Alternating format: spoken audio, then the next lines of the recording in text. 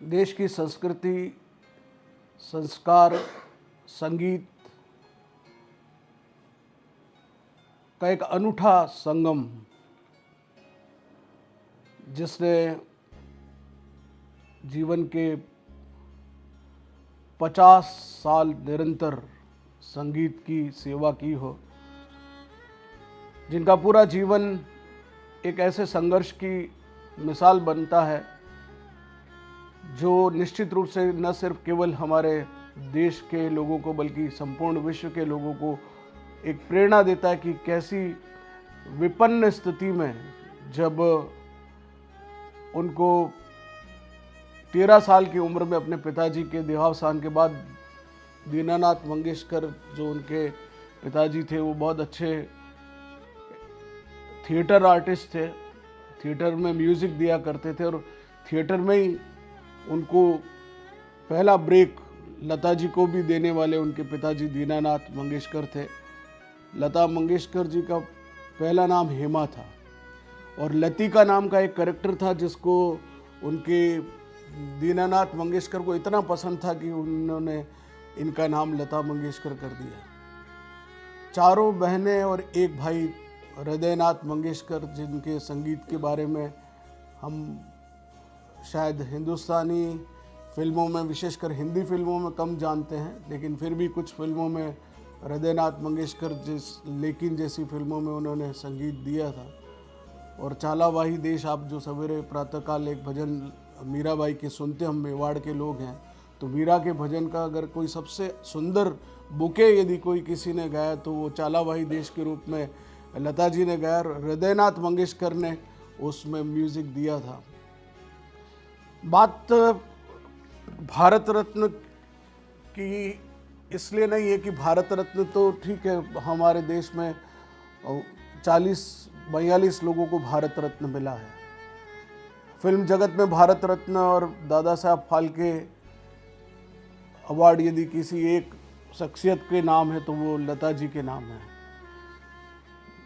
बहुत कुछ लता जी के बारे में तो आपने टेलीविज़न के इस न्यूज़ चैनल्स पे इतना सुन लिया कि उनके बारे में कुछ ऐसी बातें हैं जो अगर हम उनके दिलचस्प किस्सों को अगर हम देखें, मेरा भी सौभाग्य रहा कि मैं उनके घर भी गया और चूँकि वो उस समय उनका स्वास्थ्य ठीक नहीं था, इसलिए मैं उनके ड्राइंग रूम तक तो पहुंच गया, उनके सेक्रेटरी से मिल गया, लेकिन उनसे मुलाकात नहीं हो पाई। लेकिन उनके जीवन की जो घटनाएं मैं कभी कभी सुनता हूँ, मैं कभी उनको मैंने उनके कई सारे इंटरव्यूज़ देखे सुने, मैंने उनके कई सारी ऐसी बातें जो उन्होंने खुद कही, विशेष करके एक श्रद्धांजलि करके एक उनकी खुद की एक सीडी आई थी और उस समय जब वो सीडी लॉन्च हो रही थी मैं मुंबई में था, तो मुंबई के सारे बड़े बड़े जितने होर्डिंग के जितने भी बड़े होर्डिंग्स थे उन सब पे वो लता मंगेशकर की श्रद्धांजलि का, तो मैंने कहा ये श्रद्धांजलि, लता जी का फोटो और श्रद्धांजलि कुछ समझ नहीं पाया मैं।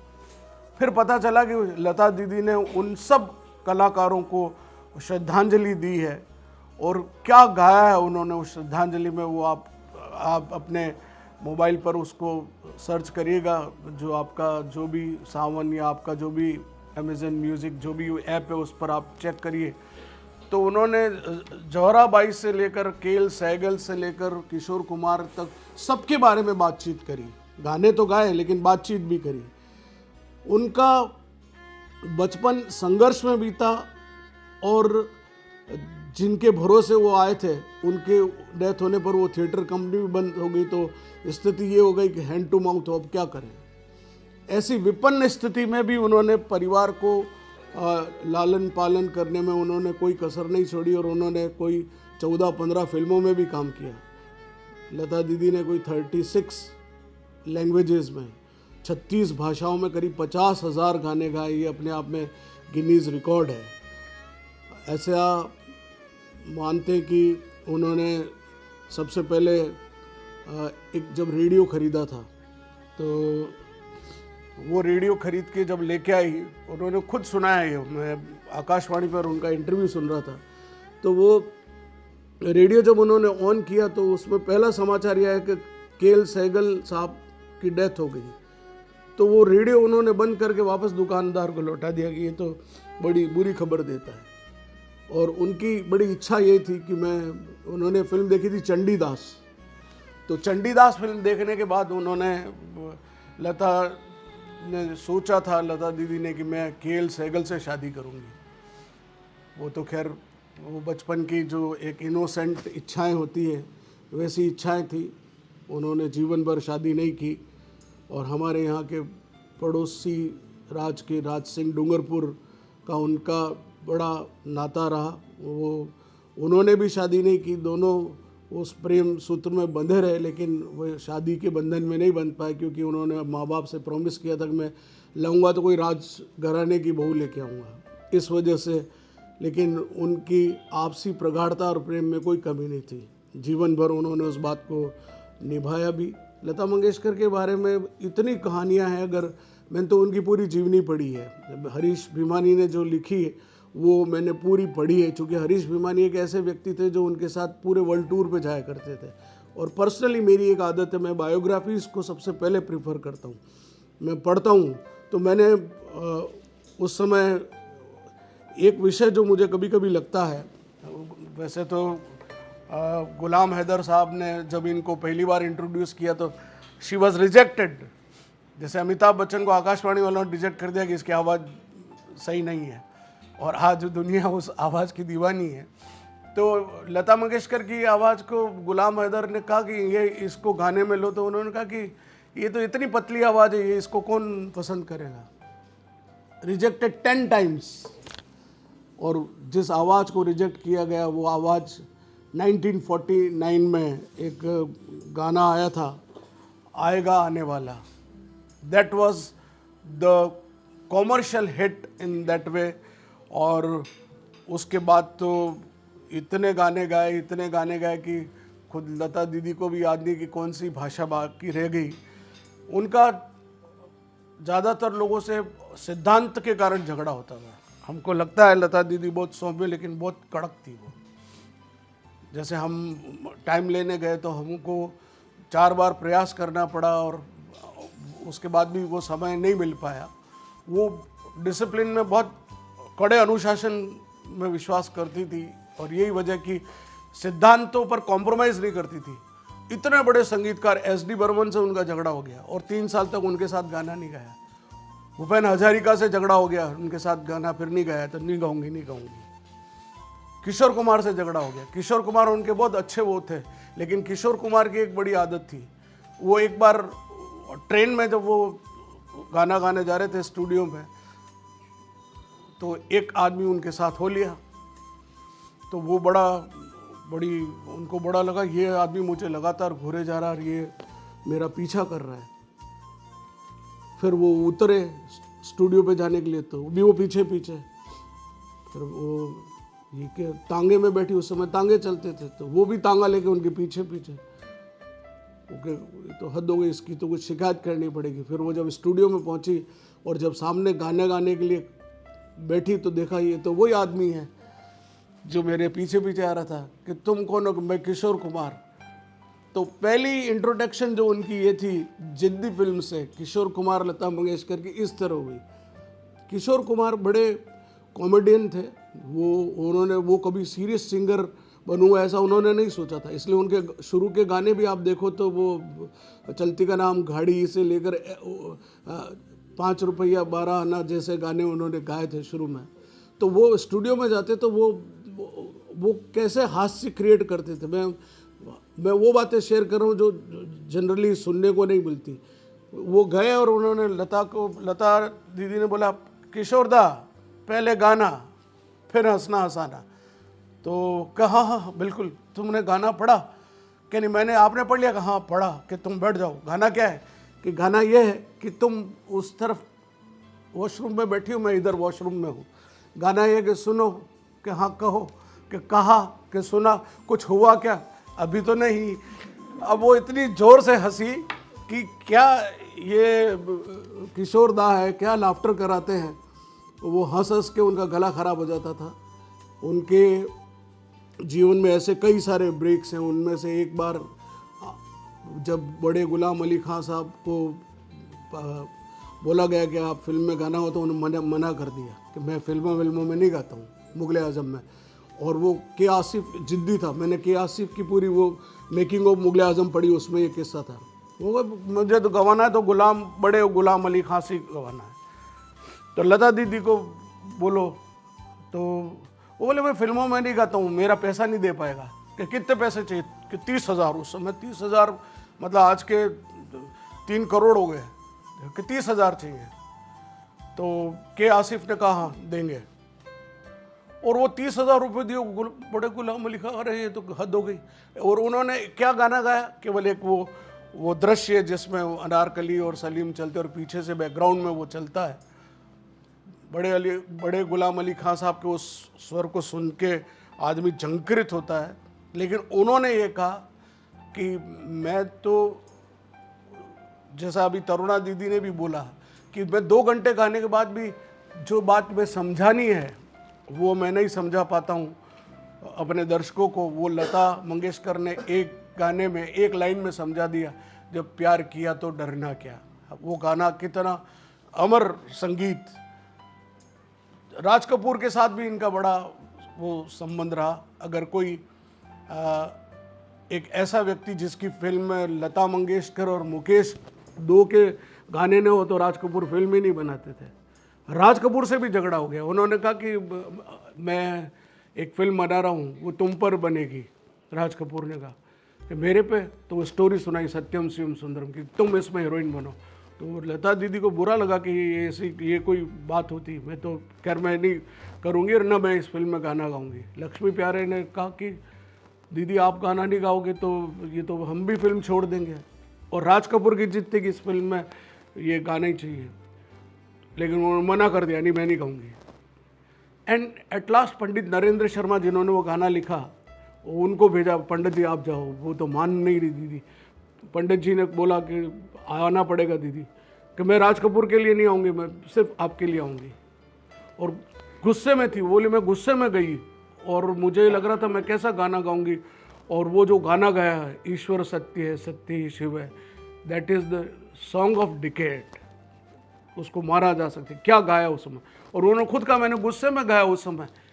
वो अपने गाने खुद कभी सुनना पसंद नहीं करती थी। वो क्या, जब भी रेडियो पे गाना था मैं बंद कर दी। मुझे शर्म आती अपने गाने सुनते हुए। मुझे इसलिए शर्म आती कि मैं मेरे काम में खुद कमियां निकालती थी कि मैं इससे अच्छा गा सकती थी। This is the spirit. क्या जीवन में अगर उन्नति करना चाहते हो तो ये सोच। हम क्या होता है, हम करते तो इतना सा है और दिखाना इतना चाहते हैं कि देखो हम कितने सफल हैं। और वो ये थी कि अपने गाने खुद नहीं सुनना पसंद करती थी, कि उनको पसंद नहीं आते थे, कि नहीं मुझे मेरे गाने पसंद, इसमें मुझे कमियां नजर आती है। ऐसे अनेक किस्से। उनका SD बर्मन से भी झगड़ा हुआ, उनका कई लोगों से, वो सिद्धांत पे लड़ती थी। फिल्म इंडस्ट्री में किसी एक व्यक्ति से उनका झगड़ा नहीं हुआ तो वो था मदन मोहन। मदन मोहन उनके भाई जैसे थे।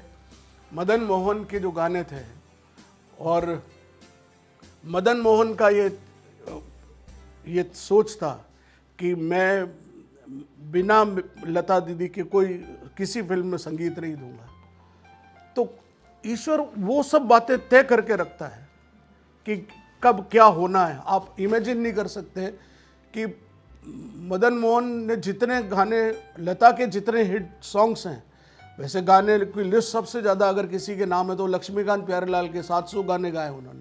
लेकिन जो एक से बढ़कर एक गाने जिन्हें कहते हैं ना कि जिनमें दर्द भी है, जिसमें झंकार भी है, जिसमें कशिश भी है, वो गाने मदन मोहन के थे। और वो लता दीदी के साथ उन्होंने वो गाने कंपोज किए।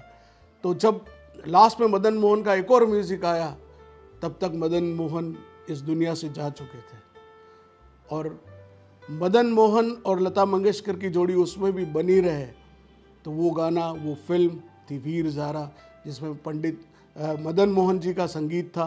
उनके बेटे ने, जो खुद HMV में थे, मिस्टर कोहली, उन्होंने वो संगीत अपनी टेप में बना रखा था। वो सरेंडर किया और वो गाने जो वीर ज़ारा में लता दीदी ने गाने गाए वो मदन मोहन के गाने थे। और वो किस तरह से, मतलब एक मधुबाला तो साइन करते कहती थी कि मैं साइन तभी करूँगी जब मेरे गाने लता दीदी गाएंगी। तो लता दीदी एक लीजेंड है।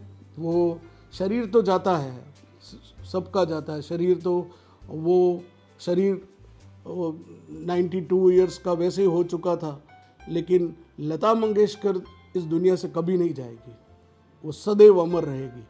इतिहास में हम सब विलुप्त हो जाएंगे लेकिन वो कभी नहीं होगी। कितने ही आर्टिस्ट आए और चले गए, फिल्म इंडस्ट्री में कितने एक्टर आएंगे चले जाएंगे, लेकिन लता दीदी की आवाज़, ये जो आवाज़ के जो फनकार हैं, 4 पिलर्स, जो 4-5 लोग जो इस दुनिया से चले गए, वो कभी नहीं मरेंगे।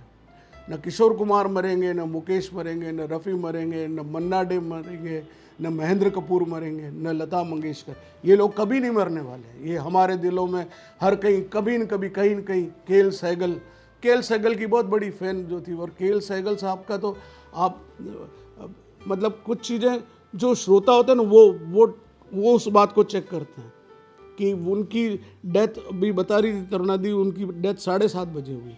तो ऑल इंडिया रेडियो पे अक्सर करके 7:30 बजे केएल सहगल का गाना जरूर बजता है। अब ये इतनी बारीकियाँ कौन ध्यान रखता है। हम उनके जीवन से कुछ बातें, एक सादगी उनकी थी। वो फोटोग्राफी की बहुत ज़बरदस्त शौकीन थी। वो खुद अपना कैमरा लेके बहुत सारी फोटोग्राफी किया करती थी। और उनको मतलब आश्चर्य की बात तो ये कि जितने लोग हिंदुस्तान में पसंद करते उससे कई ज़्यादा विदेशों में, पाकिस्तान में उनकी फ़ैन फॉलोइंग मतलब किसी भी पाकिस्तानी सिंगर से ज़्यादा थी, आज भी है। तो भारत रत्न की इस महान विभूति से बच्चों को एक बात जीवन में सीखनी चाहिए कि साधना जो है जितनी प्रबल होगी, जितनी भयंकर चुनौतियां होंगी, जितने बड़े चैलेंजेस होंगे लाइफ में, उतने आपके जीवन में निखार आएगा। सोना तपता है तब वो कुंदन बनता है ना। हीरा कार्बन कोयला ही तो होता है, वो रगड़ता है, दबता है, कितने ही साल उस खदान में पड़ा रह के लास्ट में वो कार्बन कन्वर्ट होता है डायमंड में, है ना। तो यही जीवन की सच्चाई है। लता जी के जीवन से बच्चे भी प्रेरणा ले सकें। वो भारत रत्न है इसलिए कि संगीत की बहुत बड़ी सेवा की इसलिए नहीं, उन्होंने एक आदर्श जीवन जिया, एक संस्कार, एक गरिमापूर्ण जीवन जिया, संस्कृति और एक सौम्यता की प्रतिमूर्ति कोई थी तो लता दीदी थी। लोग उनके यूं ही नहीं चरण छूते थे, उनको देख के झुक जाया करते हैं। ऐसे महान विभूति को आज हम आलोक संस्थान परिवार की ओर से हार्दिक श्रद्धांजलि देते हैं। लोगों को बार बार जीवन में इन सब बातों को इसलिए बताने की आवश्यकता है कि हम कब किससे प्रेरणा ले सकें, ये सर्वाधिक महत्वपूर्ण है। ये प्रेरणा ही देने के लिए किताबें नहीं, प्रेरणा देने के लिए ये सच्ची घटनाएं हैं उनके जीवन की जो हमको प्रेरित करती हैं। लता दीदी को हम सब बहुत विनम्र भाव से श्रद्धांजलि देते हैं। एकमात्र उनके एक सिंगर, म्यूजिशियन कहते हैं, म्यूज़िक डायरेक्टर, सब जनों के साथ गाया, लेकिन एकमात्र शायद मेरे हिसाब से ओपी नैयर साहब के साथ उन्होंने एक भी गाना नहीं गाया उनके। और जब ओपी नैयर साहब से ये पूछा गया कि आपने लता दीदी के साथ क्यों नहीं गाना, एक भी गाना क्यों नहीं आपका, तो उन्होंने कहा कि मेरे म्यूज़िक की टोन ऐसी है कि उनकी आवाज़ मेरे म्यूज़िक में सेट नहीं होती। ये नहीं, ओपी नैयर ने कहा। खैर बहरहाल उसके पीछे कोई भी कारण हो सकता है, लेकिन जीवन में कड़ाई और अनुशासन के साथ जिन बुलंदियों को छुआ जा सकता है, आकाश, स्काई इज़ द लिमिट, मैं नहीं समझता कि कोई आने वाली कोई 100-200 सालों में ऐसी सिंगर फिर कहीं भी पैदा होगी, ऐसा मुझे नहीं दिखता। अमर है लता दीदी, हम उनको, मृत्यु भी एक उत्सव है। वो शरीर तो मरण धर्म है, जाना था गया, उसका हम गम नहीं करते, लेकिन वो उनकी प्रेजेंस प्रेरित करती। वो एक ऑडियो वायरल हुआ नरेंद्र मोदी जी के साथ उनके बर्थडे वाला, तो वो भी आप सबने सुना ही होगा। तो उनकी सौम्यता और उनकी सज्जनता और उनकी जेंटलनेस, उनकी शालीनता उस आवाज़ में टपकती है कि नहीं, आप देश के लिए कितना काम कर रहे हैं, मैं तो क्या। तो ये भाव इतना बड़े होकर भी अहंकार लेश मात्र भी न हो तो ही व्यक्ति जीवन में आगे बढ़ता है। हम सब की ओर से उनको विनम्र श्रद्धांजलि। हम उनकी आवाज़ के जादू से हमेशा प्रेरित होते रहेंगे। आइए हम 2 मिनट खड़े होकर लता दीदी को श्रद्धांजलि दें और बाद में फिर जाते हुए पुष्पांजलि अर्पित करके हम जा सकेंगे।